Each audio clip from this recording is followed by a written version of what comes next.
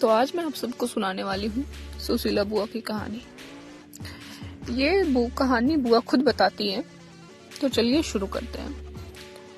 जब उनकी उम्र काफी कम थी, बुआ बताती हैं कि जब उनकी शादी हुई और वो ससुराल गई, तब ससुराल के लोग काम ना करने का ताना दिया करते थे, जबकि सारे काम उनसे ही करवाते थे।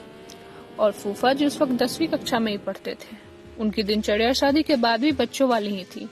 स्कूल से जब आते, उसके बाद खाना खाकर गिल्ली डंडा खेलने निकल जाते, और गिल्ली डंडा खेल कर आते तो खाते और सो जाते।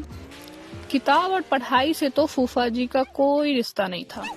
घर के छोटे बबुआ थे, इसलिए कोई कुछ कहता भी ना था। नवाबशाही थी बस। मुझसे तो वो कभी पूछते भी न थे कि सुशीला तूने खाना खाया या नहीं। मैं जब उनसे पूछा करती कि खाना लाऊं जी, तब वो झिड़क कर जवाब देते थे, तू जा और अम्मा को भेज, बढ़ियाई एजी ओजी करने वाली। मैं मन ही मन दुखी हो जाती थी, पर कभी कुछ कह नहीं पाती थी। कुछ दिन बाद फाल्गुन का महीना आया और मायके से बाबूजी बैलगाड़ी से लेने आए। मैं उस दिन फूली नहीं समा रही थी। मैं इस बात से काफी खुश थी कि चलो मेरा इन जाहिलों से पीछा छूटा। यहाँ तो लोग पढ़ने भी नहीं देते। वहाँ जाने पर गायत्री और कौशल्या के साथ स्कूल जा पाऊंगी। गायत्री और कौशल्या मेरी प्रिय सहेलियों में से थी।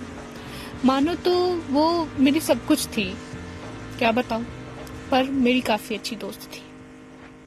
यही सोचकर मेरे कदम नहीं रुक रहे थे। मैं जल्दी जल्दी सास ससुर को प्रणाम की और बैलगाड़ी में बैठ गई। मुझे तब भी डर लग रहा था कि कहीं किसी कारणवश रुक ना जाऊं, इसलिए मन ही मन बोल रही थी कि हे बरम बाबा, जल्दी से जल्दी मायके पहुंचवा दो।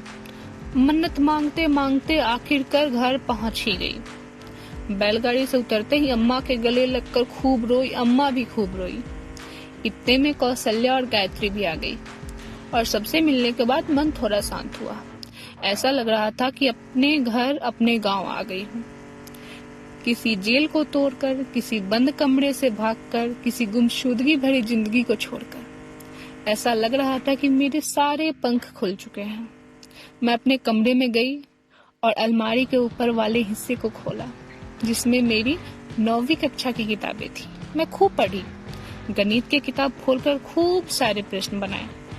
आज कलम, कॉपी और किताब को छूकर ऐसा लग रहा था कि सारी दुनिया मिल गई। मेरे दिन मायके में अच्छे से गुजरने लगे। मुझे काफी अच्छा लगने लगा। मैं अपनी दोनों सहेलियों के साथ गांव में भी घूमती और खूब खेलती भी। 2 महीने वहां रहने के बाद मेरी 9वीं कक्षा की परीक्षा आ गई। मैं ये सोचकर बहुत खुश थी कि मेरी तैयारी भी पूरी हो चुकी है और इस परीक्षा के बाद मैं 10वीं कक्षा में चली जाऊंगी। जब परीक्षा नजदीक आया, तब मैं बाबूजी से बोली, बाबूजी, 9वीं कक्षा की परीक्षा है, फीस भरने के लिए कुछ पैसे चाहिए थे। बाबूजी मुझे देखकर बोले, क्या बोल रही हो बिटिया, दिमाग ठिकाने हैं कि नहीं तुम्हारे? हमारे यहाँ शादी के बाद लड़कियां नहीं पढ़ती, और अगर पढ़ती भी हैं तो वो सास ससुर की और पति की रजामंदी से। बाद में कुछ होगा तो हम तुम्हारे सास ससुर को क्या जवाब देंगे? ये बातें सुनकर मेरे पांव तले जमीन खिसक गई। मैं बाबूजी को बहुत कुछ बोलना चाहती थी, पर मैं कुछ बोल नहीं पाई। मैं बस एक ही बात सोच रही थी। बाबूजी मुझसे बचपन में अक्सर कहा करते थे, हमारी बिटिया मास्टरनी बनेगी। बाबूजी वो बात भूल गए, या बाबूजी झूठे हैं? ये सब सोचकर मैं खूब रोई। मैं कुछ कर नहीं सकती थी। मेरे दोनों हाथ बंध चुके थे। पर मैंने शायद बचपन में ही ठान लिया था कि मैं मास्टरनी तो बनूंगी ही, इसलिए मुझे अपने सपने को हासिल करने से कोई रोक नहीं सकता। मैं मास्टर बनकर रहूंगी, चाहे जमाना इधर से उधर हो जाए। तो ये थी सुशीला बुआ की कहानी, जो वो कहती हैं। अब हमें ये जानना है कि पार्ट 2 में क्या होता है।